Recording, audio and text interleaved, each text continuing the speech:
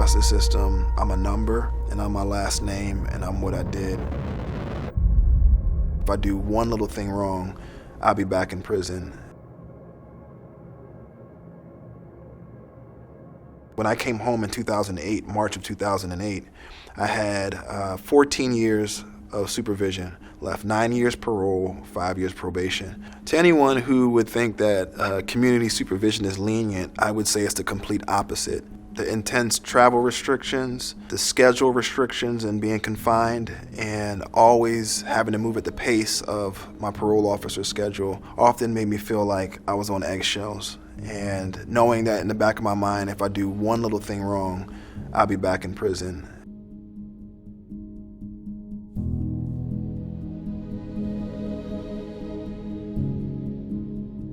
It hindered me in opportunities that I had outside of my immediate context. So whatever county I was in, whatever city I was in, whether it was Philadelphia or Chicago, that became my world. There's so many things you're required to have and get, and there's barriers to get them. So you're required to have housing, you're required to pay your courts and fees and fines on time. If you have child support, pay for that.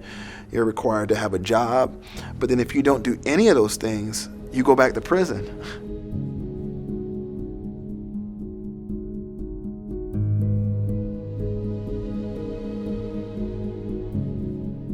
I think something that doesn't get spoken of is the psychological impact that it leaves on the individual. You served your time, but you're not the same.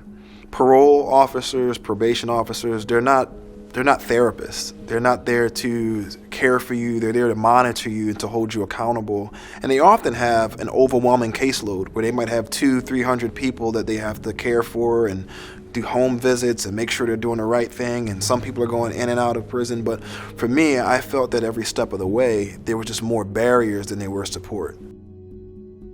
It's so hard when you constantly change parole officers because you have to build trust again over and over and over again. And any failure you have is filtered through that pass.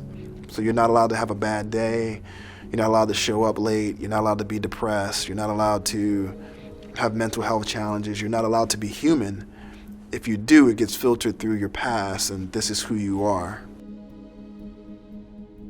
And so it's understandable why it feels very restrictive, why at times it feels like you're still in prison, because technically you are still living out your sentence. Just because you're free doesn't mean you've completed that term. But I think the wise thing that we have to think through is, what's the point of freeing men and women if we restrict them so much that they can't be productive?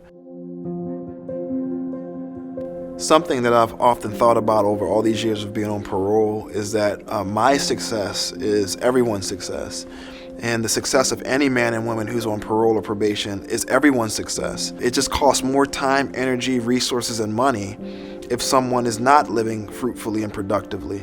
And so any barriers that would hinder a person from getting the job they need, to be able to see their family, and to be able to go to school if they want to get a loan, to get housing, that we should want that. And so I think at the core of it, what we think about it is men and women who are in supervision, their success is our success.